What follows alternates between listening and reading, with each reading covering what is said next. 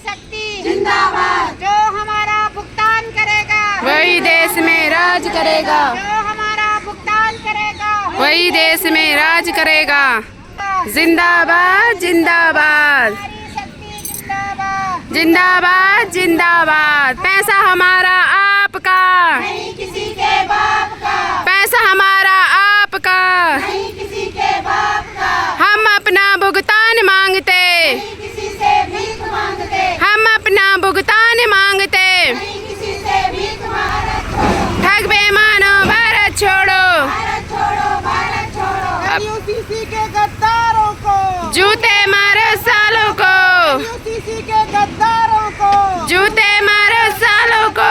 जो नहीं है साथ में कटोरा ले लो हाथ में। जो नहीं है साथ में कटोरा ले लो हाथ में। पीएम धामी होश में आओ, होश में आओ, होश में आओ। पीएम धामी जवाब दो, जवाब दो, जवाब दो। महिलाओं का सम्मान कर न सकी जो वो सरकार निकम्मी है। निकम्मी है, निकम्मी है। सरकार निकम्मी है। वो सरकार बदलनी है, जो सरकार निकम्मी है। वो सरकार बदलनी है। ठग बेईमानों भारत छोड़ो, भारत छोड़ो, भारत छोड़ो। एलयूसीसी के गद्दार मुर्दाबाद, मुर्दाबाद, मुर्दाबाद, एलयूसीसी के गद्दार मुर्दाबाद। मुर्दाबाद, मुर्दाबाद। हम अपना अधिकार मांगते, नहीं किसी से भीख मांगते। नारी शक्ति जिंदाबाद, जिंदाबाद, जिंदाबाद। महिला एकता जिंदाबाद। ये एलयूसीसी पीड़ित महिला है और कल परसों जो हम लोगों के साथ बहुत ही पुलिस ने वो करी है, अन्याय करा देहरादून में, उसके बारे में बोल रही हैं। नमस्कार, मैं सोनम राणा गुमानी वाला से।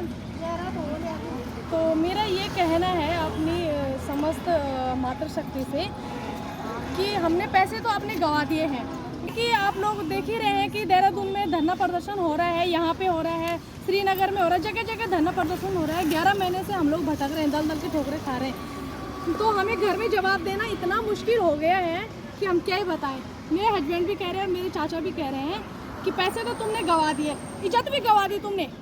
हाँ, मुझे भी यही लगता है कि हमने इज्जत गंवा दी है, क्योंकि हमारे देहरादून में जब धरना प्रदर्शन जब भी हो रहा है तो वहाँ पे धामी जी पुलिस फोर्स को आगे खड़ा कर देते हैं। तो पुलिस वाले क्या कर रहे हैं, लेडीजों के कपड़े फाड़ रहे हैं। क्या यही दिन देखना बाकी रह गया था हम लोगों के लिए कि तुम हमारे कपड़े फाड़ो, नाखून मारो, खून निकालो? है हम मातृशक्ति की कोई इज्जत नहीं है?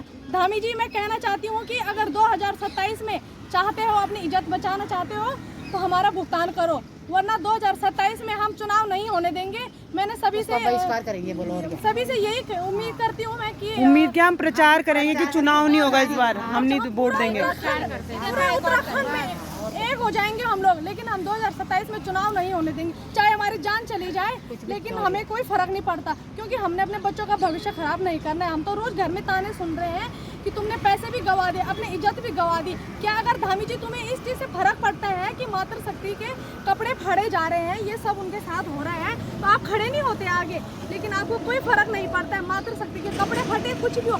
मैं कहती हूँ अगर इस जगह पे जिन लेडीजों के कपड़े फाड़े गए, उस जगह पे अगर आपकी माँ होती, आपकी बेटी, आपकी बहन होती, कोई भी होता, तो आपको कुछ फर्क नहीं पड़ता। अगर आपकी धर्मपत्नी, आपकी बेटी, आपकी बहन, किसी के साथ किसी के कपड़े फाड़े जाते, किसी की इज्जत उछाली जाती, तब भी आप ऐसे छुपे रहते क्या? मेरा ये सवाल है आपसे। अगर आपको फर्क पड़ता है तो सामने आइए, चोरों की तरह छुपे मत रहो, डट के सामना करो हमारे साथ। हम खड़े हैं, हमारा सामना करो, हमारा भुगतान करो, वरना 2027 में आपके लिए अच्छा नहीं होगा।